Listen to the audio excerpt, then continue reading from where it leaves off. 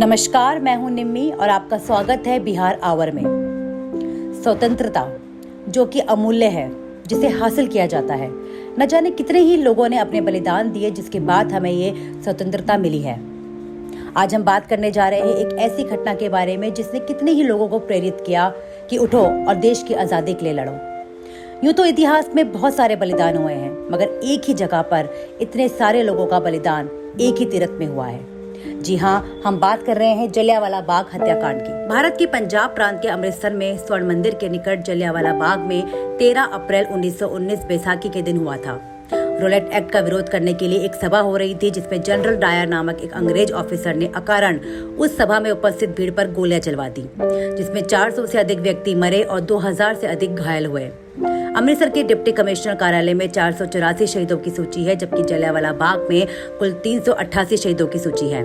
British राज के अभिलेख इस घटना में 200 लोगों के घायल होने और 369 लोगों के शहीद होने की बात स्वीकार करते हैं, जिनमें से 333 पुरुष, 41 नाबालिग लड़के और एक 6 सप्ताह का बच्चा भी था। अनाधिकारिक आंकड़ों के अनुसार 1000 से अधिक लोग मारे गए और 2000 से अधिक घायल हुए। यदि किसी एक घटना ने भारतीय स्वतंत्रता संग्राम पर अपने अधिक प्रभाव डाला है तो वह घटना ये जघन्य हत्याकांड ही था। माना जाता है कि ये घटना ही भारत के ब्रिटिश शासन के अंत की शुरुआत बनी। 1997 में महारानी एलिजाबेथ ने इस स्मारक पर मृतकों को श्रद्धांजलि दी थी। 2013 में ब्रिटिश प्रधानमंत्री डेविड कैमरॉन भी स्मारक पर आए थे। विजिटर्स बुक में उन्होंने लिखा है कि ब्रिटिश इतिहास की शर्मनाक घटना थी।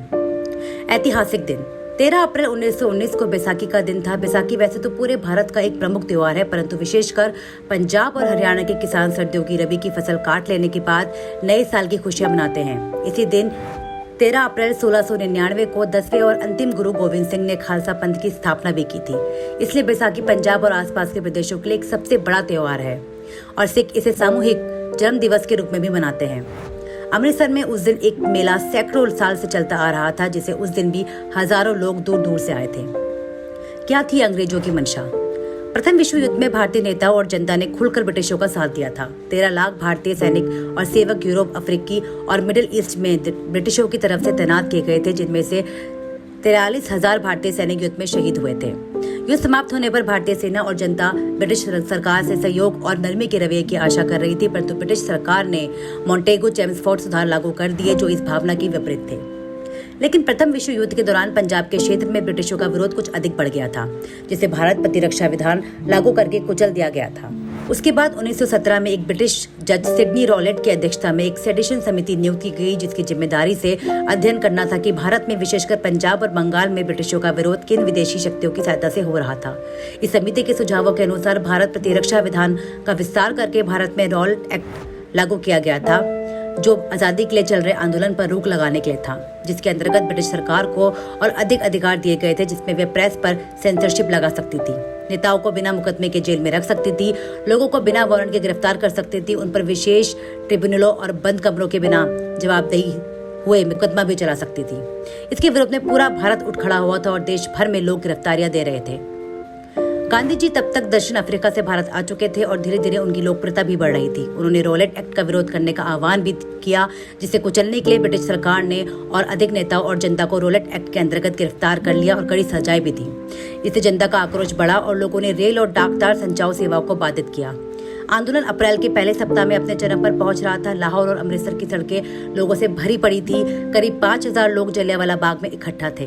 ब्रिटिश सरकार के कई अधिकारियों को ये 1887 के गदर की पुनर्स्मृति जैसी परिस्थिति लग रही थी, जिसे ना होने देने के लिए और कुचलने के लिए वो कुछ भी करने को तैयार थे। अंग्रेजों के अत्याचार। आंदोलन के 2 नेताओं सत्यपाल और सैफुद्दीन किचलू को गिरफ्तार कर काला पानी की सजा दे दी गई थी। 10 अप्रैल 1919 को अमृतसर के उप कमिश्नर के घर पर इन दोनों नेताओं को रिहा करने की मांग भी पेश की गई थी, परंतु ब्रिटिशों ने शांति प्रिय और सभ्य तरीके से विरोध प्रकट कर रही जनता पर गोलियां चलवा दी, जिसमें तनाव बहुत बढ़ गया और उस दिन कई बैंकों, सरकारी भवनों, टाउन हॉल, रेलवे स्टेशन में आगजनी की गई। इस प्रकार को हुई हिंसा में 5 यूरोपीय नागरिकों की भी हत्या हुई। इसके विरोध में ब्रिटिश सिपाही भारतीय जनता पर जहां तहां गोलियां चलाते रहे, जिनमें 8 से 20 भारतीयों की मृत्यु हुई। अगले 2 दिनों में अमृतसर को शांत रहा, पर हिंसा पंजाब के कई क्षेत्रों में फैल गई और 3 अन्य यूरोपीय नागरिकों की हत्या हुई। इसे कुचलने के लिए ब्रिटिश ने पंजाब के अधिकतर भाग पर मार्शल लॉ लागू कर दिया। बैसाखी के दिन 13 अप्रैल 1919 को अमृतसर के जलियांवाला बाग में एक सभा रखी गई थी जिसमें कुछ नेता भाषण देने वाले थे। शहर में कर्फ्यू लगा हुआ था, फिर भी इसमें सैकड़ों लोग ऐसे भी थे जो बैसाखी के मौके पर परिवार के साथ मेला देखने और शहर घूमने आए थे और सभा की खबर सुनकर वहां जा पहुंचे थे।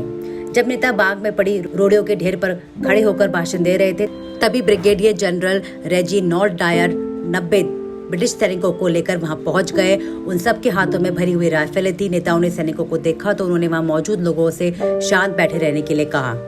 सैनिकों ने बाग को घेर कर बिना कोई चेतावनी दिए निहत्थे लोगों पर गोलियां चलानी शुरू कर दी। 10 मिनट में कुल 1650 राउंड गोलियां चलाई गई। जलियांवाला बाग उस समय मकानों के पीछे पड़ा एक खाली मैदान था। वहां तक आने या जाने बाहर निकलने के लिए केवल एक संग्रह रास्ता था और चारों और मकान थे। भागने का कोई रास्ता नहीं था। कुछ लोग जान बचाने के लिए मैदान में मौजूद एकमात्र कुएं में कूद गए, पर देखते ही देखते वह कुआं भी लाशों से पट गया। जलियांवाला बाग कभी जलीली नामक आदमी की संपत्ति थी। बाग में लगी पट्टिका पर लिखा है कि 120 शव तो सिर्फ कुएं से ही मिले। शहर में कर्फ्यू लगा था जिसमें घायलों के इलाज के लिए कहीं भी नहीं ले जाया जा सका। लोगों ने तड़प तड़प कर वही दम तोड़ दिया। अमृतसर के डिप्टी कमिश्नर कार्यालय में 484 शहीदों की सूची है, जबकि जलियांवाला बाग में कुल 388 शहीदों की सूची है। ब्रिटिश राज के अभिलेख इस घटना में 200 लोगों के घायल होने और 369 लोगों के शहीद होने की बात स्वीकार करते हैं। 333 पुरुष, 41 नाबालिग लड़के और 6 सप्ताह का बच्चा। आधिकारिक रूप से मरने वालों की संख्या 342 बताई गई, जबकि पंडित मदन मोहन मालवीय के अनुसार कम से कम 1300 लोग मारे गए थे। स्वामी श्रद्धानंद के अनुसार मरने वालों की संख्या 1500 से अधिक थी, जबकि अमृतसर के तत्कालीन सिविल सर्जन डॉक्टर स्मिथ के अनुसार मरने वालों की संख्या 1800 से भी अधिक थी। मुख्यालय वापस पहुंचकर ब्रिगेडियर जनरल रेजिनॉल्ड डायर ने अपने वरिष्ठ अधिकारियों को टेलीग्राम किया कि उन पर भारतीयों की एक फौज ने हमला किया था, जिससे बचने के लिए उन्होंने गोलियां चलानी पड़ी। British lieutenant governor Michael O'Dwyer ने उनके उत्तर में ब्रिगेडियर जनरल रेजिनॉल्ड डायर को टेलीग्राम किया कि तुमने सही कदम उठाया, मैं तुम्हारे निर्णय को अनुमोदित करता हूँ।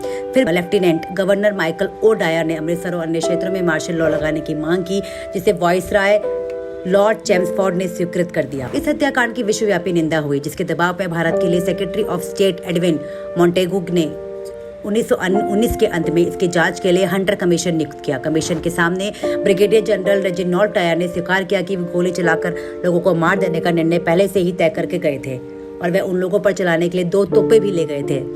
हंटर कमीशन की रिपोर्ट आने पर 1920 में ब्रिगेडियर जनरल रेजिनॉल्ड डायर को पदान्वत करके कर्नल बना दिया गया और अग्रिम सूची में रख दिया गया। उसे भारत में पोस्ट न देने का निर्णय लिया गया और उसे स्वास्थ्य कारणों से ब्रिटेन वापस भेज दिया गया।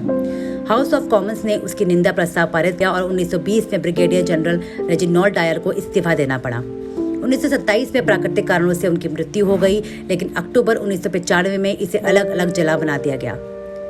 इस जिले का नाम स्वर्गीय उधम सिंह के नाम पर रखा गया है। उधम सिंह स्वतंत्रता सेनानी थे। जलियांवाला बाग हत्याकांड होने के पश्चात उन्होंने ही जनरल डायर की हत्या की थी।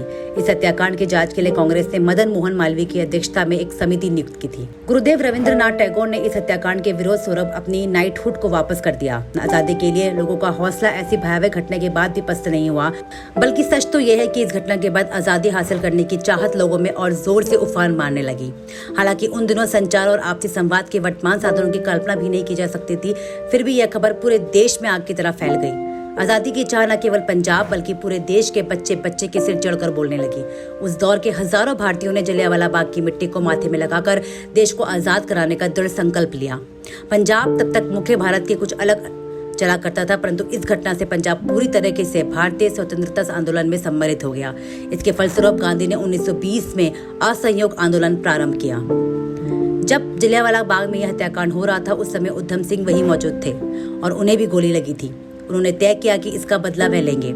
13 मार्च 1940 को उन्होंने लंदन के कैक्सटन हॉल में इस घटना के समय British lieutenant governor Michael O'Dwyer को गोली चलाकर मार डाला। उधम सिंह को 31 जुलाई 1940 को फांसी पर चढ़ा दिया गया। गांधी और जवाहरलाल नेहरू ने उधम सिंह द्वारा की गई इस हत्या की निंदा भी करी थी। इस हत्याकांड में तब 12 वर्ष की उम्र में भगत सिंह की सोच पर गहरा प्रभाव डाला था। इसकी सूचना मिलते ही भगत सिंह अपने स्कूल से 12 मील पैदल चलकर जलियांवाला बाग पहुंच गए थे। जलियांवाला बाग राष्ट्रीय स्मारक संशोधन विधेयक 2019।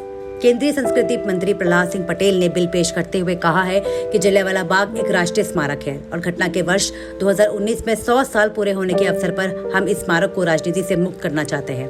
इस विधेयक के कुछ प्रमुख प्रावधान भी हैं। इस विधेयक के द्वारा जलियांवाला बाग राष्ट्रीय स्मारक अधिनियम 1951 में संशोधन किया गया है। इस संशोधन बिल में जलियांवाला बाग राष्ट्रीय स्मारक अधिनियम में कांग्रेस के अध्यक्ष को स्थायी सदस्य के तौर पर हटाने का प्रावधान है। विधेयक स्पष्ट करता है कि जब लोकसभा में विपक्ष का कोई नेता नहीं होता है, केवल सबसे बड़े विपक्षी दल के नेता को ट्रस्टी बनाया जाएगा। ये विधेयक केंद्र सरकार को यह अधिकार दिया है कि वह ट्रस्ट के किसी सदस्य को उसका कार्यकाल पूरा होने से पहले ही हटा सकती है। इस संशोधन के बाद भारतीय राष्ट्रीय कांग्रेस के अध्यक्ष का न्यास के पदेन सदस्य होने का एक समाप्त हो जाएगा। उसकी जगह पर लोकसभा में विपक्ष के नेता या उससे बड़े दल के नेता को सदस्य बनाया जाएगा। जनता द्वारा वित्त पोषित जलियांवाला बाग ट्रस्ट की स्थापना साल 1921 में की गई थी। इसके नए न्यास का गठन साल 1951 में किया गया। नए न्यास में व्यक्ति विशेष को सदस्य बनाया गया तथा किसी संवैधानिक पद पर आसीन व्यक्ति को इसमें शामिल नहीं किया गया था। अब सरकार निर्वाचित लोगों को संवैधानिक और प्रशासनिक पदों में शामिल कर रही है। किसी विशेष व्यक्ति को नामित नहीं किया जाएगा। साथ ही इन सदस्यों को हर 5 साल के बाद बदल दिया जाएगा। साथ ही शहीदों के परिजनों को भी ट्रस्ट में शामिल किया जाएगा। इतिहास के पन्नों में जब भी जलियांवाला हत्याकांड की इस घटना के बारे में बात की जाएगी, उन सैकड़ों बलिदानों को हमेशा याद किया जाएगा। जलियांवाला बाग के देखो यहाँ चली थी गोलियां, ये मत पूछो किसने खेली थी यहाँ खून की होलियां।